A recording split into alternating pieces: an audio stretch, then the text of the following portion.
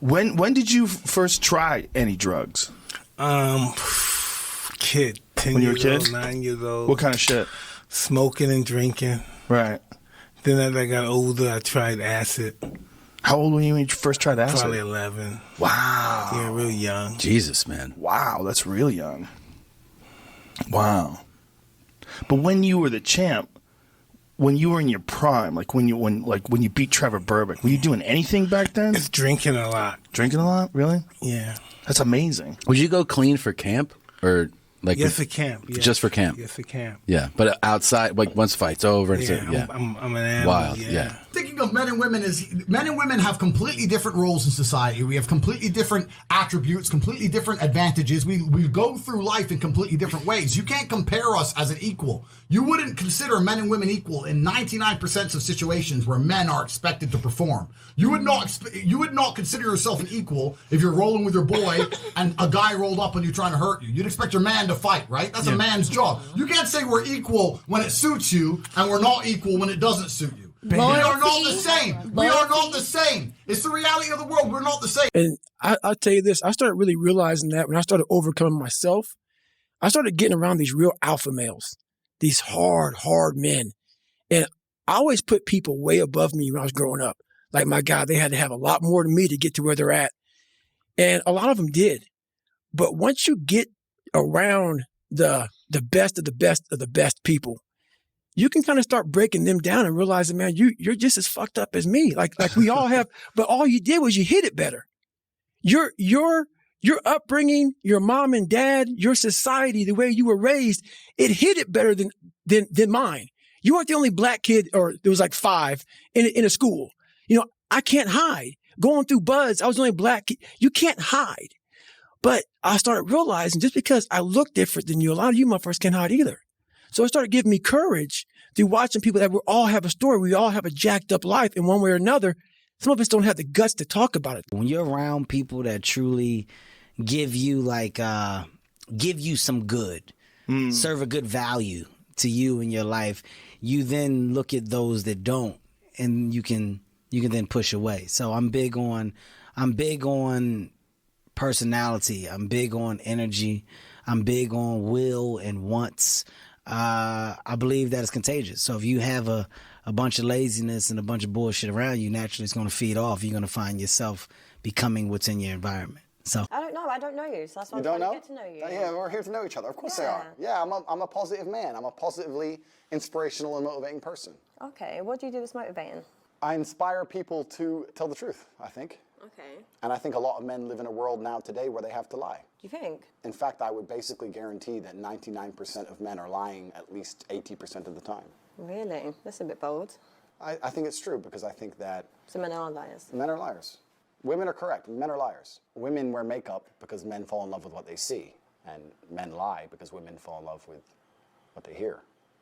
Tunnels are very safe in earthquakes. Why is that? Earthquakes are essentially a surface phenomenon. It's like waves on the ocean. So if there's a storm, you want to be in a submarine. So being in a tunnel is like being in a submarine. Now the way the tunnel is constructed is it's constructed out of these interlocking segments, kind of like a snake. It's sort of like a snake exoskeleton with double seals, and so even when the ground moves, the tunnel actually is able to shift along with the ground, like an underground snake, and it doesn't crack or break, and it's extremely unlikely that both seals would be broken, and it's capable of taking 5 atmospheres of pressure. What made you think you could get a tiger? Like, how did that even happen?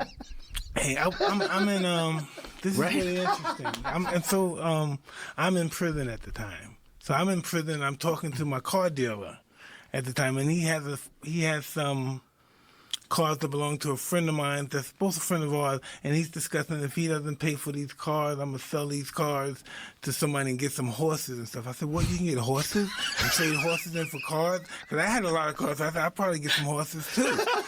And he said, yeah, man, you get cougars, lions, tigers. I know this guy got exotic. I said, you do? Can you get me some tigers? He said, yeah. And the guy told me, and the guy said, man, imagine how cool that be you be. Because I had a bunch of fancy cars. Imagine that, man, you be in an Aston Martin or a Ferrari, you have a tiger right next to you, man. That would be so awesome. And I'm a young guy. I'm saying to myself, wow, that would be cool, right? I said, yeah, get me some cubs, man.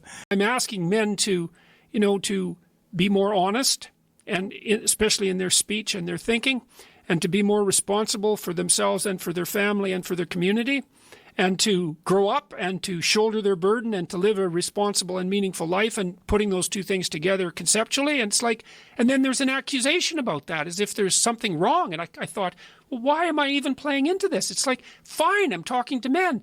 I'm encouraging them. And I am absolutely thrilled. Like every time someone comes up to me, and that's happening, maybe 100 times a week or something like that, and tells me one of these stories about how they put their life together. It's like, I'm absolutely thrilled about that. And so I don't see, it's just a sign of how pathological our times have become in some sense, that there would have been any guilt about that to begin with.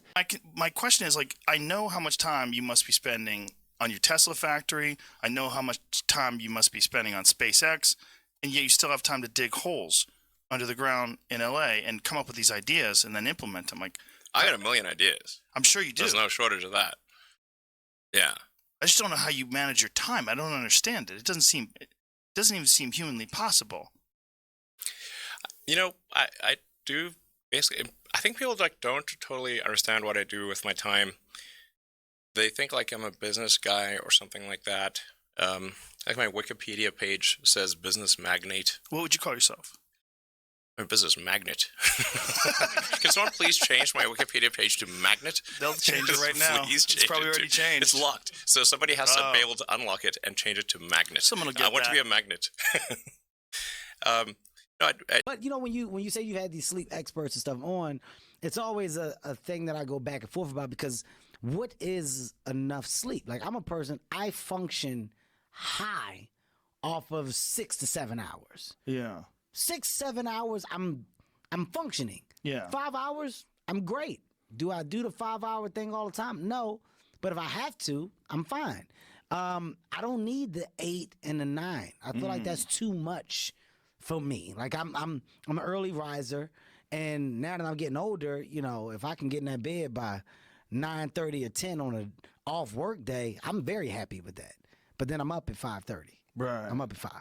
So what is enough sleep? What did they tell you is enough sleep? It really depends on the person. There are people that have a gene where they can just sleep 4 hours a night. I got that. Fine. You might got it. I got that. What is that? What is does that mean my blood is gold? What is that? What is it? It just means you got special genes. Goddamn right, I'm an alien. Yeah, I got some shit. I think I was just a wild guy. I was really a wild guy. I look at myself now and I say to myself, when I spent all those trips in those psych wards and stuff, I said, what was that all about? What was wrong with me back then? Yeah. And I was really disturbed back then. But you're somebody who got to the point where you got it's really fascinating, because I know, you're a public figure. So I've been able to watch you my whole life. You went through all that stuff, and then you got to this point where you're very self-reflective. You are able to comment on it. I don't think most people, regardless of whether they're famous or not, just still don't get to that point where they're able to look back and examine who they were and doing wild shit and with ruthless honesty. Yeah. That's what's so great. You have to reflect on yourself to discover who you really are. One more actual step back. You say you don't want property in the UK, and you don't have any property in the UK. Yeah. But you don't have any property at all right now, correct? At the moment, no. And why is that? Property prices are too high. Mm-hmm. Yeah. Usually the real estate market crashes 18 months after the stock. The real estate market crashes 18 months after the stock market crashes. So it's going to take a bit of time. But, for me, the goal is next year to deploy 10 million into real estate. So for right now, I'm sitting 70% cash. Because if you think about the people you admire, for example, you spontaneously admire people, and that's a manifestation of the instinct to imitate. Again, people are very imitative. You don't admire people who don't take care of themselves. Like, unless there's something wrong with you, you at least want an admirable person to be accountable for themselves. And then if they've got something left over so they can be accountable for their family, well, then that's a net plus, obviously. That's someone you think is solid, and then maybe they take care of some more people, they have a business, or they're involved in the community in some positive way, you see, well, that's a person whose pattern of being is worth imitating. And that's all associated with responsibility. And it's so interesting because it's as if everybody kind of knows this, but that it hasn't crystallized. It's like, well, you should be responsible because that's what a good citizen is. It's not, no, you should be responsible because you need to have a deep meaning in your life to offset the suffering so you don't get bitter. And the way you do that is to bear a heavy load.